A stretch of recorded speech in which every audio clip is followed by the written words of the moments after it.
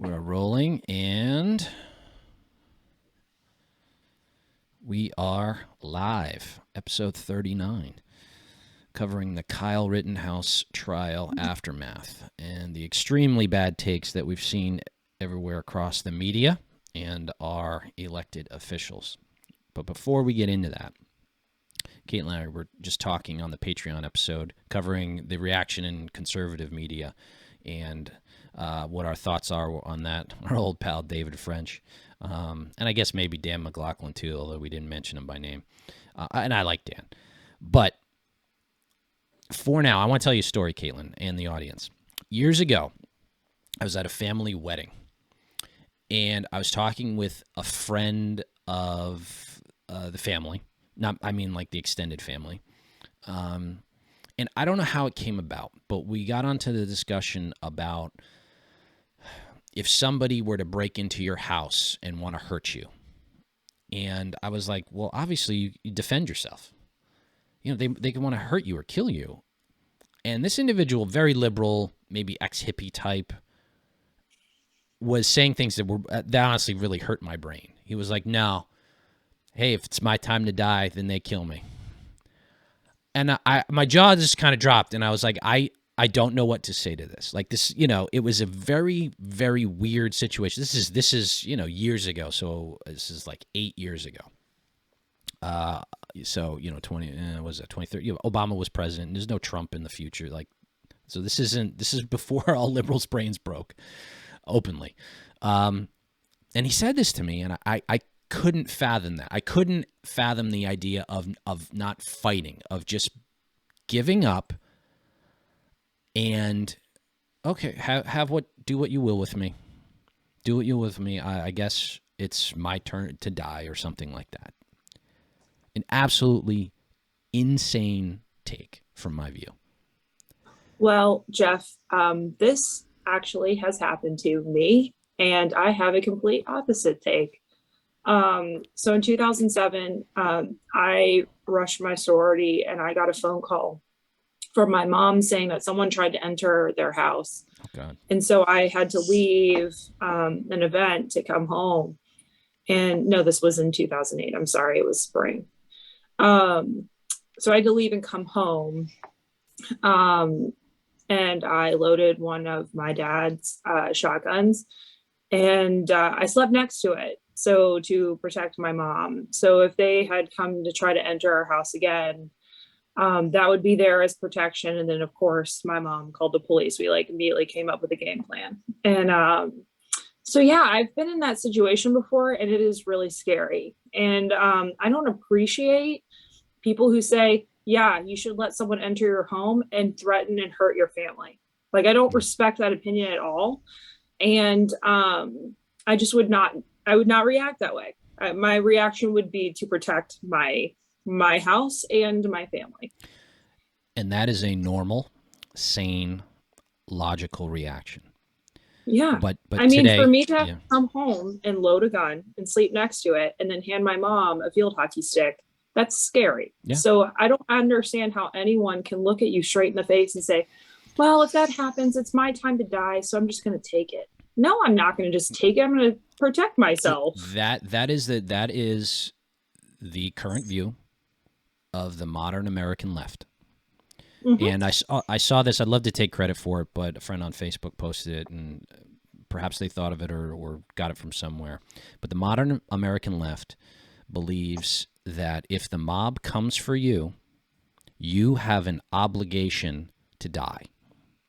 No. And that is their view. And it is as clear as day with everything they say. If you are in the midst of a riot, if there's a riot in your neighborhood and you defend yourself, you do not have a right to defend yourself.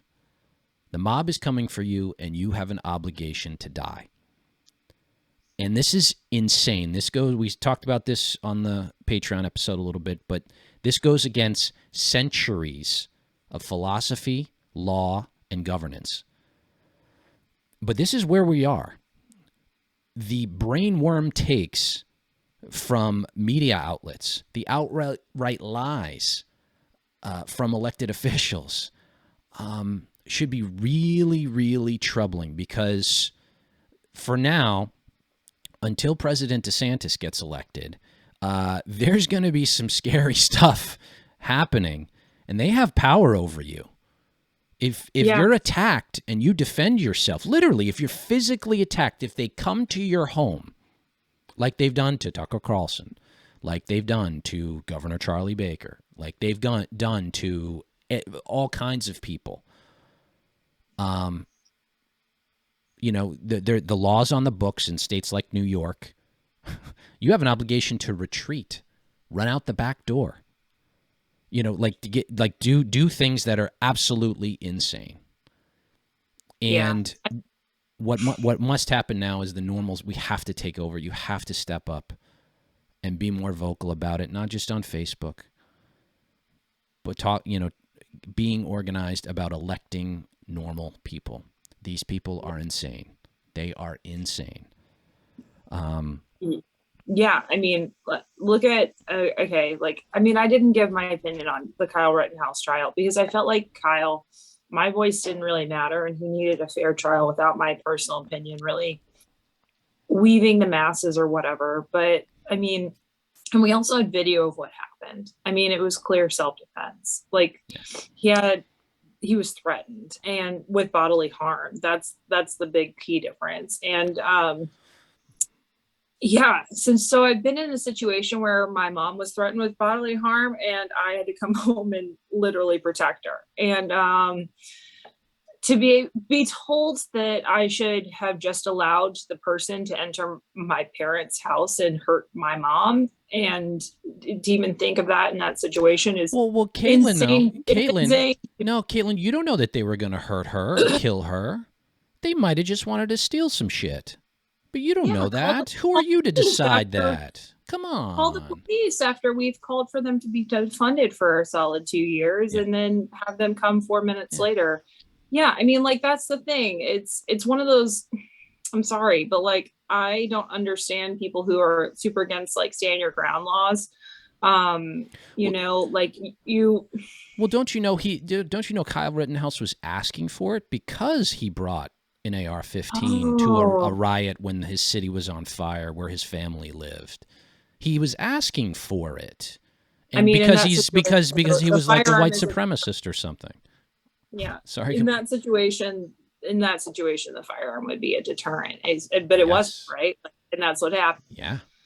Yeah. I mean, and that's one of the things that people don't really understand with those type of firearms, right? Like, Jeff, like, I grew up in Kentucky. Moving to Massachusetts was clearly a cultural shift. I grew up to respect firearms as both a tool and a weapon. And so I think here in Massachusetts, everyone hears the word firearm and they're like, you know, like they think of it automatically as a weapon. It is also a tool. And so, you know, a lot of people in Kentucky have them for both hunting purposes and for protection, because underneath the, you know, categorization of tool, that would be protection falls underneath that. And it's crazy to hear, even in Massachusetts, people saying that self-defense doesn't matter and some of these takes, and I'm just like, we don't live on the same plane of reality. Like no. You have no right to bodily harm me at all. Yeah, we're in uncharted territory with well, no, we're not in uncharted territory. It's a resurrection of communist thinking, right? Like the state can do with you what they will. The mob can do with you. Yeah, progressive thinking. Yeah. Like it's, and you know, you and I talked about this on the fly, but like it's just it's so insane. Like I just can't relate to it at all. I don't know. Like some of the progressive thinking in this state is hard for me to even understand. Well, I wish we were better politically organized about this. And I got an email from the Mass GOP, and they included a bunch of, you know, screenshots of insane tweets from elected leaders. And okay, that's nice. You're trying. But like, it's so weak. I get frustrated at it because it's literally so easy to beat them if you just plan and have competent leadership and the resources at hand. But we don't. Yeah. Normal thing. Yeah, and like, you get your normal message out there, and you'll win way more elections. Like we're going into 2020. in Virginia. Yeah. We're going into In a Biden 10 plus state. Yeah. We're going into 2022 in what's going to be an absolute bloodbath for Democrats. They're going to get their heads kicked in because they won't stand up to the crazy people that have taken over their party. And they could. Yeah. It would be so easy. Like, honestly, if they just stood up and go like, no, it was self-defense. It's clear. Stop it. Like that. But look at what happened on Friday with Biden's statement. What he originally say, that the jury verdict was correct, right? Basic. He didn't really give, I mean, the statement itself was not bad, right? Mm-hmm. The jury verdict was correct. That's at least gives me some baseline that says Biden respects our legal system and, our way of handling these trials. And then an hour later, we get a full message saying that he's shocked and dismayed. Like, we know that it's the admin who's writing this, right? Like, it was not Biden who wrote this message. Yeah. But, and like, then to go out and peacefully protest, like that, could potentially turn into riots. Like, what is the Democratic Party now? Like, it's so insane. So this is not the Democratic Party of the 90s or even the early 2000s anymore, or even early Obama. It's not. Yeah, the pool of people who, this is what it is. There's the shrinking pool of loud, vocal, insane media types and political figures, the Cory Bushes of the world. We'll get into some of the clips in a second, but it's getting smaller. More and more people are realizing that, holy crap, these people are out of their mind, but they're still quiet about it. And when I say people, I mean Democrats, like just your average want to be a big government welfare state liberal Democrat, still believes sort of in free speech, but they're so cowed, they're so cowardly, and they're so afraid to speak up against the mob because the mob will then come for them, and they will. I mean, there's a legitimate reason for that, but the activist class is becoming smaller but more vocal because their ability to, I guess, hold sway is diminishing. Like, the truth is getting out there. Anybody who watched 10 minutes of the Kyle Rittenhouse trial understands that it was clearly self-defense. The whole host of lies that were propagated out were just completely proven untrue. And this is the thing about it. And shout out to a friend on Facebook, Brad Marston, who came up with this. I just read it. It's like, if you're innocent until proven guilty and then you're found not guilty, you are actually innocent. You're found innocent. Innocent. Like, just because they didn't find him guilty doesn't mean he's innocent. No, actually, he's innocent. Who said that? There was someone who actually said that. I don't know. That's a common legal take, that like liberal. No, that was the guy, the actor that plays the Mandalorian, who said that. I forgot what his name. Pedro. I don't remember his last name, but he tweeted that out. Like, these takes are insane, Jeff. Like, there's a clear either ignorance or disrespect for the American justice system. And yes, there are issues within it. We're not disagreeing on that. But in this case, that did not happen. Yeah. And so it's yeah.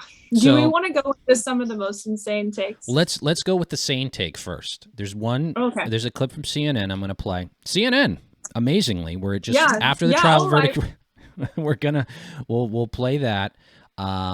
So I'm going to, let's do this, advanced.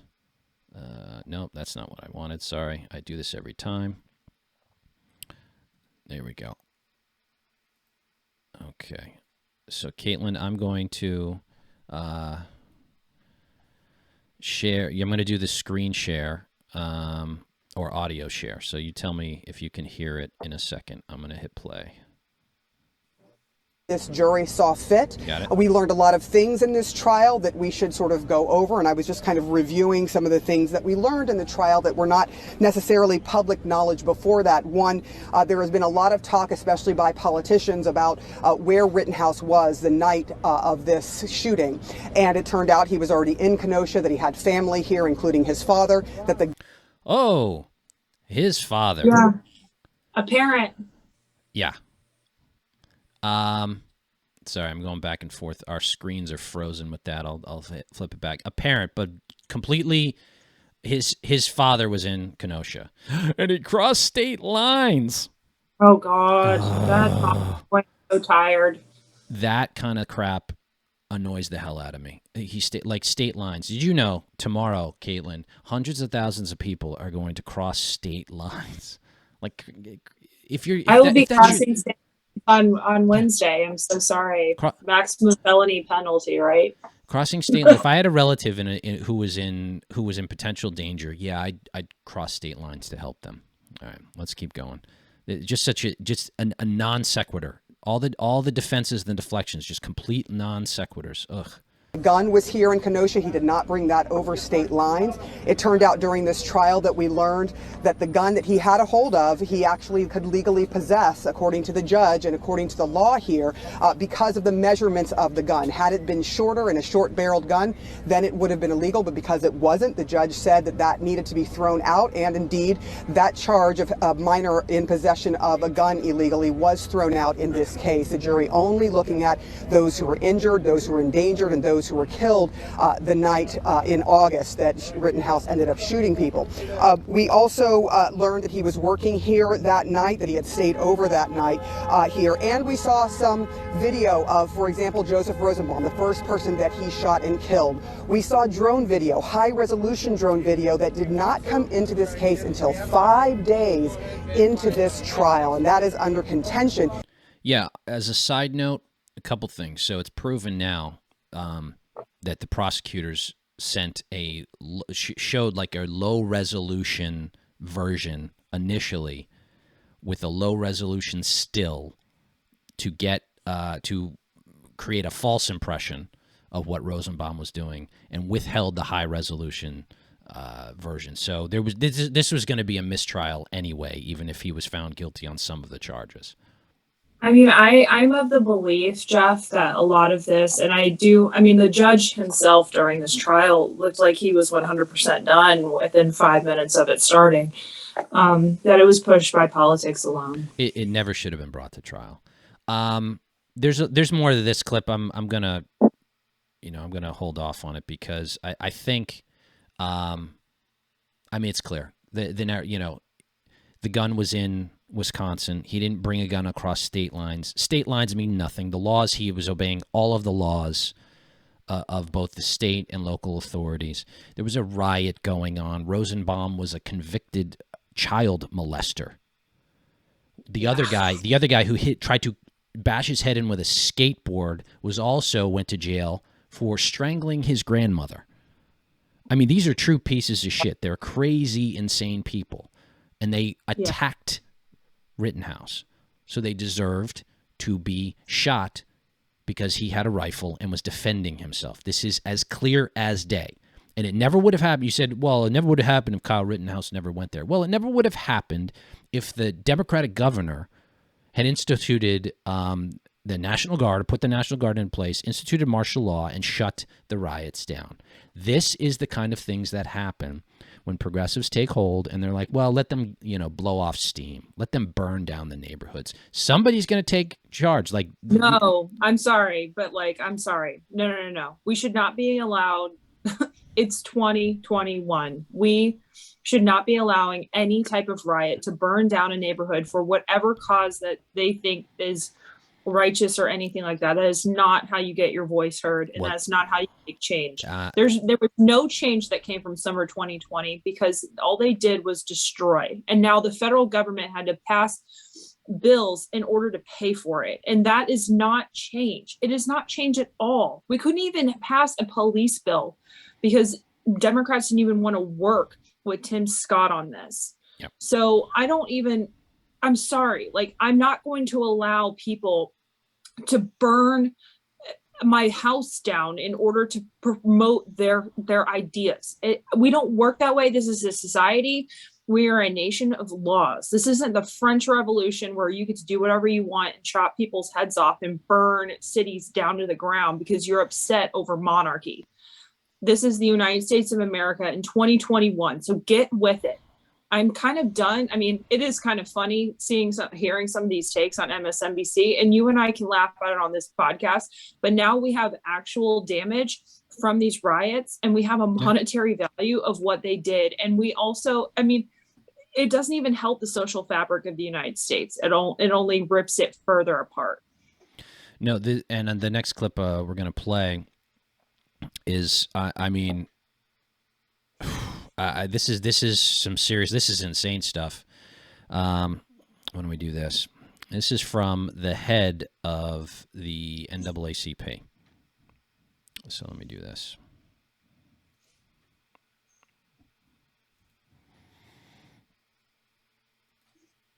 All right, 1 second. And tell me if you hear it, Caitlin. Or visceral reaction to the verdict today? Got it. You know, it's unfortunate for the families of the victim with this outcome. We all witnessed and seen on screen what happened. But it's a true tale of what we need to do moving forward. Here's a judge that's been elected for the past 3 days, mostly unopposed. I hope that community take note and recognize that this particular judge is not providing justice for that community. In addition to that, the jury pool question is a real question that we must embrace in a way in which we increase the number of people who register to vote and willing to serve on juries. It was an injustice. This was worse than the Emmett Till trial. This was worse to so many trials where we know for a fact individuals committed murder and yet they were not brought to justice. It is Boy, oh boy. Okay, so first of all, we need to talk about the Emmett Till trial. You know, at least 55 years after it happened. The Emmett Till trial is a murder case where Emmett Till was horrifically murdered over an allegation that probably didn't happen.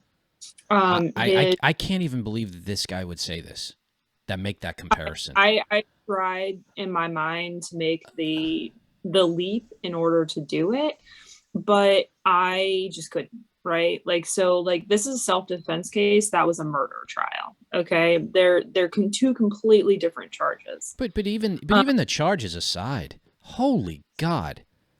I mean, the circumstances of the events, to compare left-wing communist insane agitators attacking three white people attacking another white guy, not even racially motivated, and the Emmett Till case was purely racially motivated and disgusting. And to compare the two, that is insane. That is the craziest thing probably we're going to see today. You be the judge of this. I think my main takeaway from this is in that take is that take proposes that we have not progressed at all from the 1960s. And that's what dismays me the most, because we know that we have. And so at that point, what's the point? What are you trying to promote? And so actually, one of my Twitter followers, James David Dixon, said, Jason Whitlock calls this the racism gold rush. There's less of it than ever, but everyone's prospecting, right? Right. The NAACP boss is insignificantly less important than his predecessors from 50 or 70 years ago. That has to suck. They got wins. He fans flames. Yeah. And he's right. He's right. And that's kind of where I was just like, I was trying to make the mental jump to even empathize with that take. And I just couldn't, Jeff, because what happened to Emmett Till was horrifying. And it was, you know, the people who did that deserved their punishment, their jury verdict. With this case, it's just not the same. No. It's not close to the same. Yeah. And, you know, the takes from across the sphere of entertainment and politics and news media, we're going to hop over to LeBron James. Now, LeBron is a fake activist. He's a coward. He likes to go along with what is popular within his little orbit, and nobody in his world tells him no.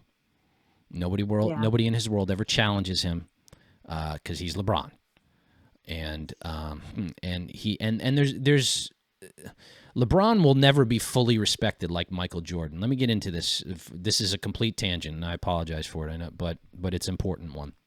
because it has to do with the human condition.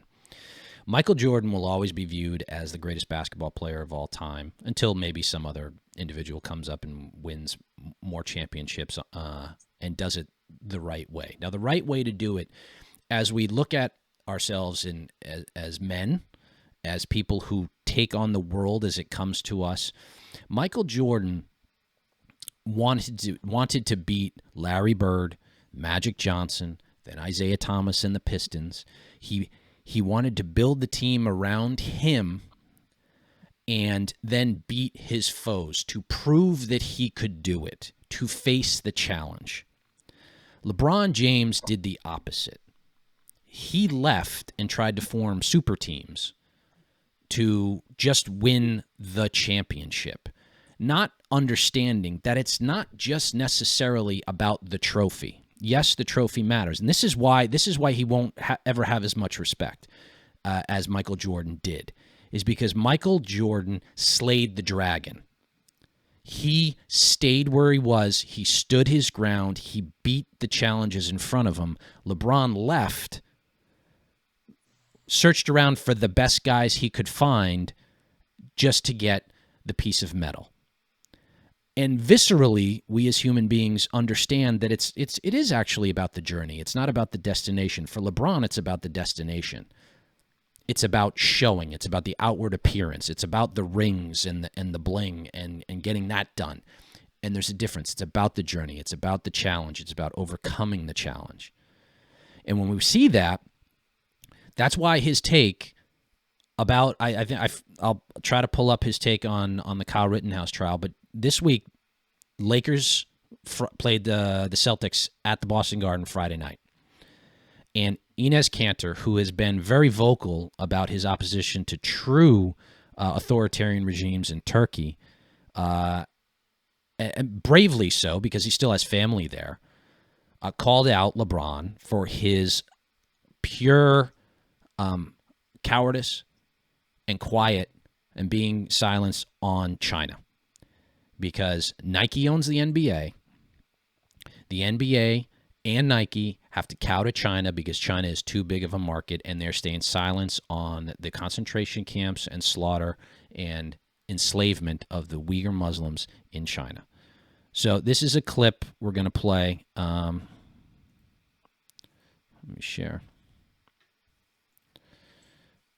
Of LeBron in his interview this week about Enes Kanter. LeBron, do you have any reaction to Enes Kanter using your likeness on his shoes in his advocacy for human rights? No, I think if you know me, I don't really give too many people my energy, and he's definitely not someone I will give my energy to. Trying to use my name to create, an opportunity for himself. Definitely won't comment too much on that, if any, and that'll be where I lay that at. He's always, kind of had a word or two to say, in my direction. And as a man, if you got an issue with somebody, you really come up to him. He had his opportunity tonight. I seen him in the hallway. He'd walk right by me. So, Thank you.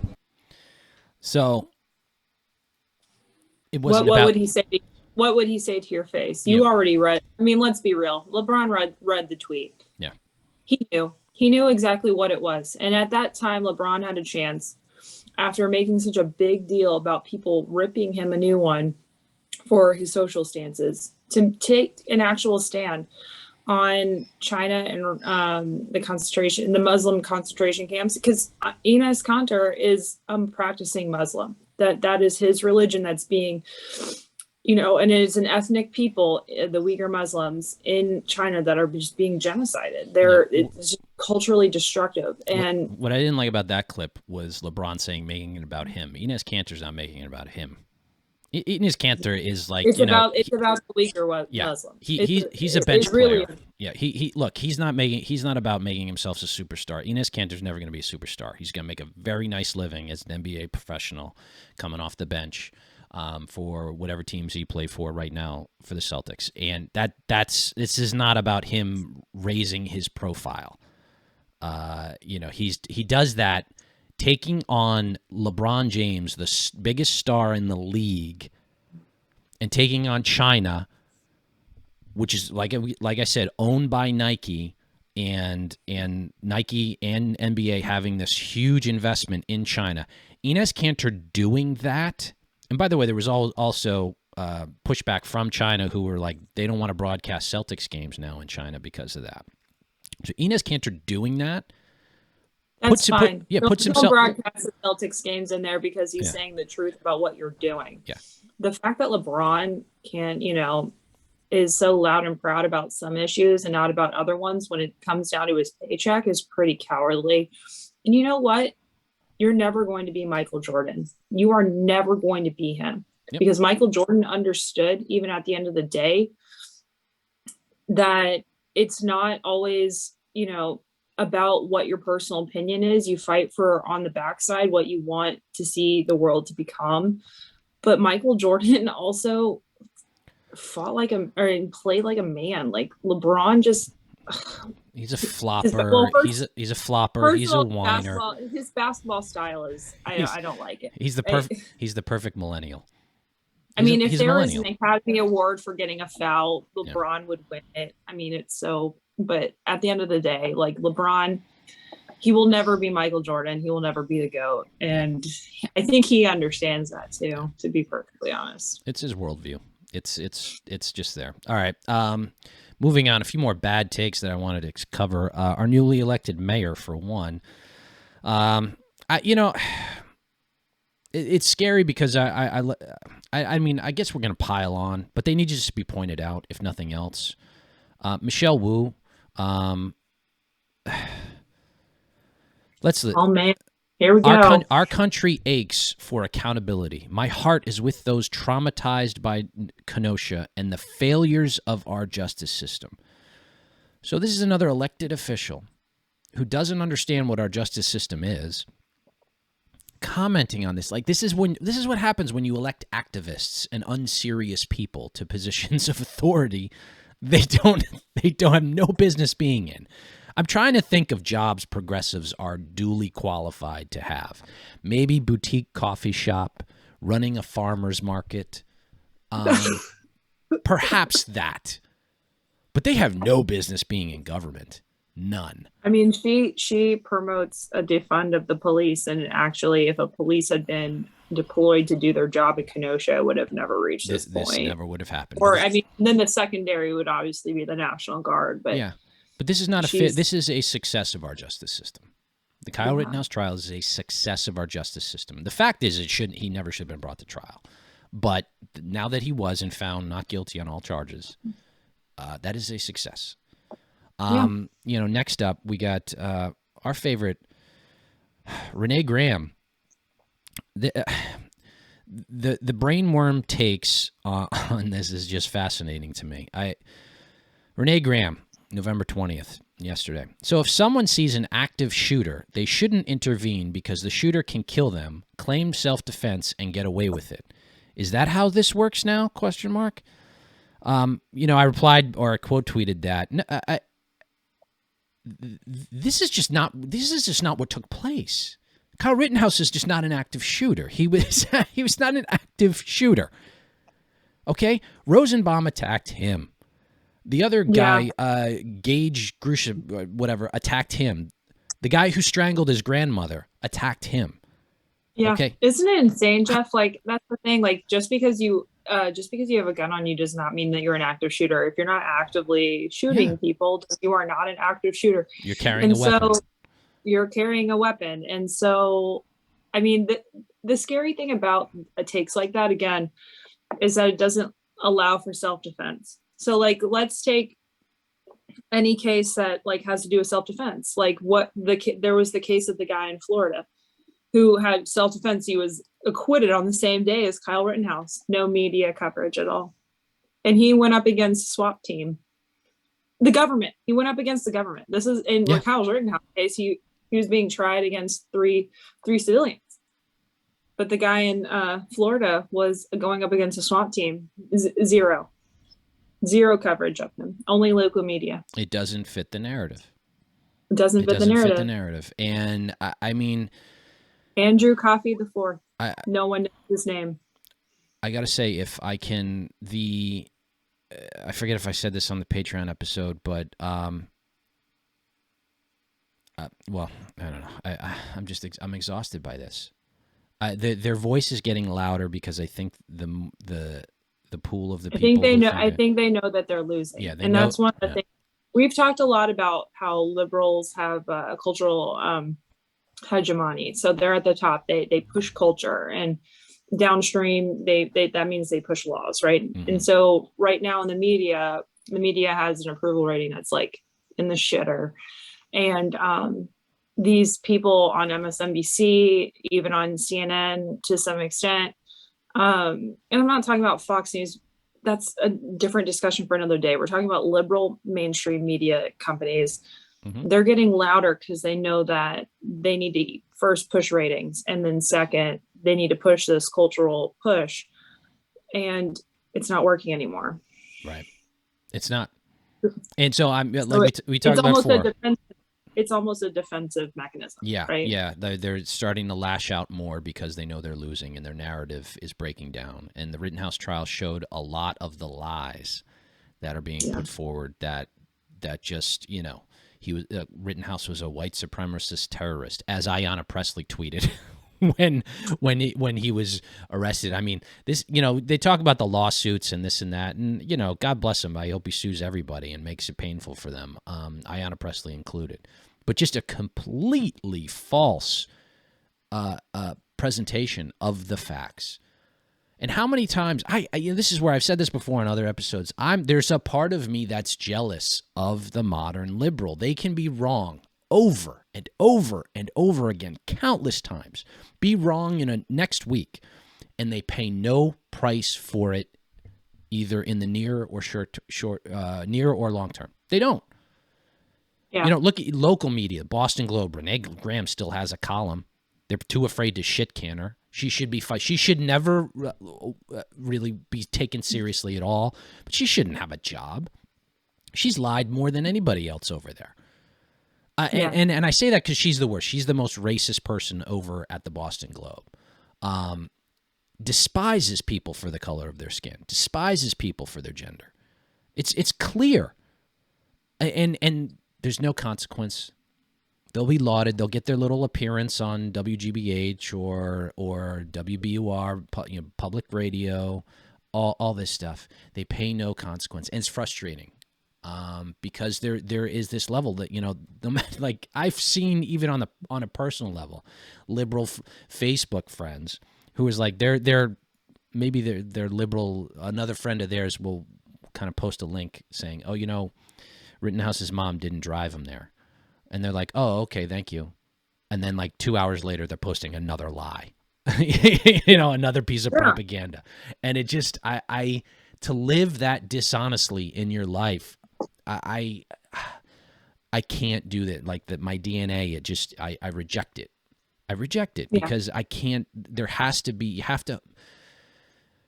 to know that your reputation in this world and what you leave behind and how you represent yourself means something. You have to deal with people honestly. You have to tell them what you mean and treat them fairly. And the modern left, as not even the modern left, but the left has always been dishonest in what they want power. They want control, and they're willing to do anything to get it. And that must be said. And people, it is becoming abundantly clear. And I urge folks to you got to stand up. Even if you're an old school Democrat and likes a big welfare state government, stand up, start doing something. Because it's going to get worse. They're taking more. Anyway, we're. I call this. Yeah, I call the phenomenon that you're talking about the Corbynization of the Democratic Party. So in the UK, the Labour Party is the major party against the Tories. Yep. They had a leader called Jeremy Corbyn who was a socialist, insane, said all the things that the progressive activists say now. And Labour took a very hard hit electorally in the UK. I think it's hard to make super huge comparisons, but look at Glenn Youngkin winning in Virginia just by having a normal platform. Right. One. So why don't we do a little palate cleanser of our old friend Elizabeth Warren here? Oh, oh God. Which, her, on a completely different note, talking about inflation. We know exactly who the oil companies, what the oil companies pay attention to, what is their number one priority: profits. And so think about it this way. If this were just ordinary inflation, we might see prices go up. But prices at the pump have gone up. Why? Well, let me give you a hint. Chevron, Exxon have doubled their profits. This isn't about inflation. This is about price gouging for these guys. So I get it. When we see prices go, lady, you don't get shit. Again, I'm so. Well, she acknowledges inflation in that statement. It's like, so she acknowledges it, right? Like, so, like, I don't mean to put my hand right in front of the camera, but she acknowledges that inflation is happening. So what does she do to the next level? Oh, because inflation's happening, they're price gouging. Like, and she knows that price gouging is the illegal part of this. And so I just, it's kind of crazy. Like, yes, they're a company, they're a corporation. They're going to have to make a profit on this. But maybe if the administration that you support wouldn't fucking pass massive spending bills that is injecting stimulus into the economy that is causing prices to go up, then this wouldn't be happening. Okay. Also closing down pipelines from Canada that would destroy our oil independence. Yeah. Thanks. It's just, you know, I just have, it's so basic. The solution is so basic, Jeff. But what bothers, you know, like I said before, it just bothers me so much that she just can spout out this idiocy. Yeah, Believe it. Yeah, the usual suspects will believe it, but there's like we have no mechanism here in Massachusetts to actually defeat her. It's so depressing, and when she's just so mind-numbingly stupid. Okay, all right. On a depressing note, but look, Kyle Rittenhouse was found innocent because if you're presumed innocent and have to be proven guilty, and you are found not guilty, you're then therefore innocent. So innocent on all charges. It was a win for our justice system. There's no need for no justice, no peace. We had justice, so we should be peaceful. We're good. Not the type of justice they want, right? Yeah, not mob justice. We're in a very dangerous time, folks. Left wants the mob to win and thinks that you're obligated to die if they come for you and not defend yourself. And that has been clear across the board for all the media takes, the celebrity takes, and the political takes as well. Anyway, we are going to take a break for Thanksgiving, so we hope you have a good turkey day. Remember to own the libs at Thanksgiving dinner. Do not hesitate. Yeah. Tell them you watch The Five. Tell them you watch the RINO podcast. Go to patreon.com and subscribe to the RINO podcast just to tell your lib family that you do. Yeah. We appreciate all your support for the patrons out there. Cranberry with turkey and gravy is delicious, no matter what Caitlin says. She's wrong. I don't like cranberry sauce. I'm sorry. It's a slight taste issue with me having such like turkey plus mashed potatoes plus gravy plus like some type of like casserole, and then you put cranberry on it and something goes wrong on the top. The sweet and savory together makes a delicious combination. Especially good if you take leftover turkey, you make yourself a sandwich the next day, turkey sandwich, put some cranberry, some stuffing, and you eat that together. The turkey with the cranberry on it for a sandwich is so good. You have to have that. So the true reason why we can't film next Sunday is because Jeff's going to be in a turkey coma until he has to go back to work on Monday. So that's the real reason, guys. I'll actually be available. We're going to take a weekend off. Yeah. Anyway, all right. You have a great holiday, everybody. Be optimistic. As Caitlin would say, what was your term? I say that I'm sarcastically optimistic. because you have to be sarcastic with some of these libs, guys. Be sarcastically optimistic. They're starting to realize they're losing, which is why they're getting louder and more virulent in what they say. So have a great week, and we will catch you next time. Bye-bye. Bye, guys.